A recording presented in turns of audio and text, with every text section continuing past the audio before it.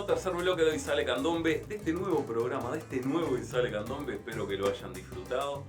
Y quiero compartir con ustedes, vimos la parte de los personajes contados por quienes los representan. En este tercer bloque vamos a tener la palabra autorizada del historiador Oscar Montaño, que desde su punto de vista, que creo que con mucha certeza, nos va a explicar un poco qué es lo que significa históricamente Mama Vieja, Gramillero, como tantos otros personajes que queremos que ustedes lo conozcan. Hay mucha gente que lo conoce, mucha que no, pero bueno, queremos dar a conocer toda esa historia no perdida, sino media oculta, para que puedan disfrutar, puedan conocer y se pueda disfrutar. Gracias, Oscar, por toda esa información y bueno, disfruten.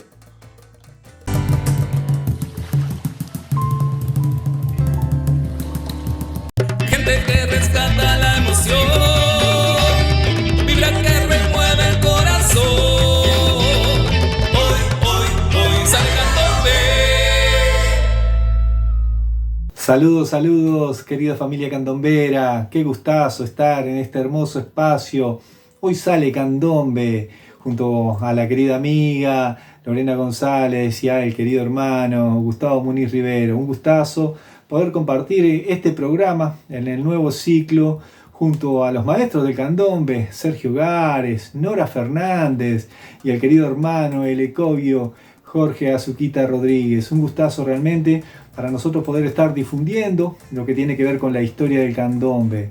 El candombe, esa herencia africana en el Uruguay, la más visible de las herencias que la gente africana dejó en estas tierras, que tiene más de 200 años, fíjense ustedes, más de 200 años, y que nos habla de rebeldía, nos habla de esperanza. El candombe fue eso, luchó contra la injusticia y salió adelante. El candombe ha integrado a la sociedad, no ha excluido, a pesar de que fue muy reprimido desde las primeras épocas.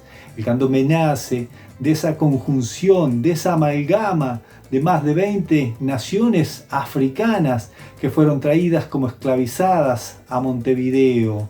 Estamos hablando de pueblos del Golfo de Guinea y de los guineos sudaneses islamizados y de los bantúes.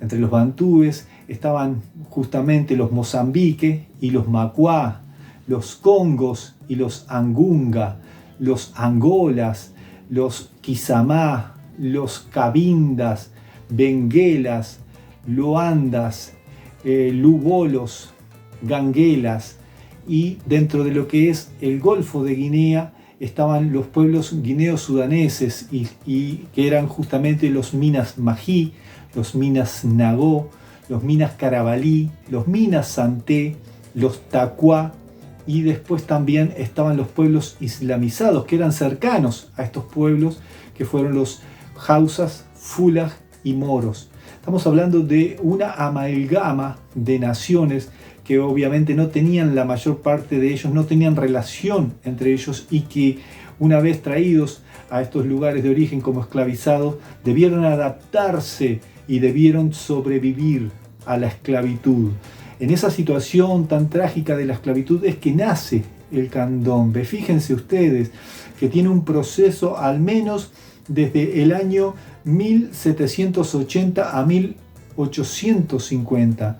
En esos 70, 80 años es que se va generando lo que hoy conocemos como candombe, y que en un principio fue ritual, se realizaba dentro de las salas de manera secreta. Cada pueblo, cada una de esas naciones tenía su lugar de reunión, lugares muy humildes donde justamente allí realizaban sus rituales, sus prácticas religiosas, sus celebraciones y también sus rituales mortuorios. Allí, por ejemplo, los Minas Mají hacían movimientos de cajón con la danza, llevaban el cajón en los hombros y hacían danza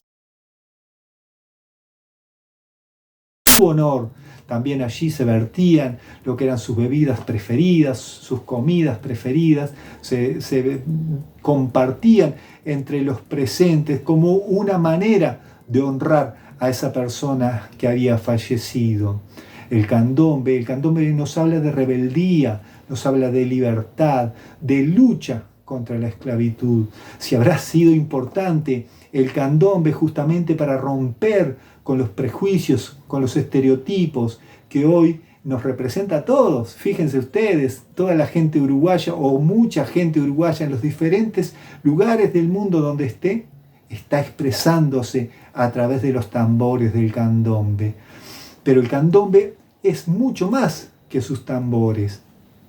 El candombe ha sido una mezcla, una amalgama de danzas, de cantos, de toques de instrumentos, no solo tambores.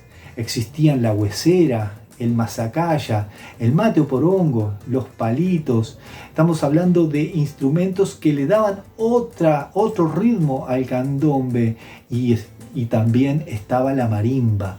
La marimba es instrumento que le daba los tonos melódicos al candombe que después se fueron perdiendo, pero que sí contó durante todo el siglo XIX con los toques de marimba, no marimba sofisticada, una marimba muy simple, que era la embira o sansa, una marimba que se tocaba con los pulgares, que se tañía con los pulgares y que daba esa melodía al candombe o al tango, porque fue también indistintamente denominado de las dos maneras, tanto tango como candombe, durante todo el siglo XIX. Y en esas salas de nación, en esos lugares, es donde nacen los personajes fundantes de la comparsa, los personajes típicos, la mama vieja, el gramillero y el escobero.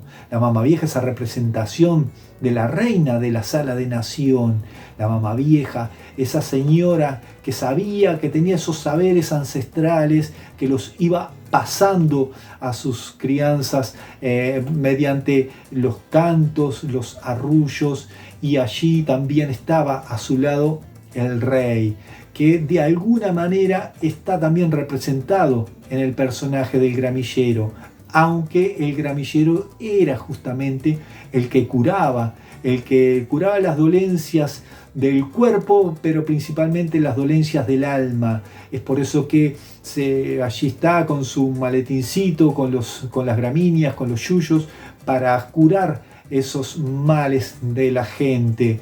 Y estaba el escobero, que anteriormente era el bastonero, que era el que daba inicio y cierre al candombe, a la rueda del candombe, cuando ésta se realizaba en público, ya sea en la Plaza Matriz, los 6 de enero, esos 6 de enero, que son la festividad más antigua que tiene el colectivo afro en estas tierras y que se remonta hasta al menos el 1770 y 1780, donde se iba en procesión a la iglesia matriz para honrar a San Benito de Palermo y a San Baltasar, ambos reyes o ambas entidades afro que les era permitido cultuar públicamente a la gente africana, y mediante ellos la gente africana obviamente que cultuaba a sus espíritus ancestrales, los bantúes a sus inquises, a sus muertos, a sus ancestros, y los Nagoy Yorubá a sus orishas, y los Ewe. Aquel Montevideo, en especial del siglo XIX, fue mucho más rico, más místico, más espiritual en cuanto a la presencia afro, diríamos, de lo que generalmente se ha entendido.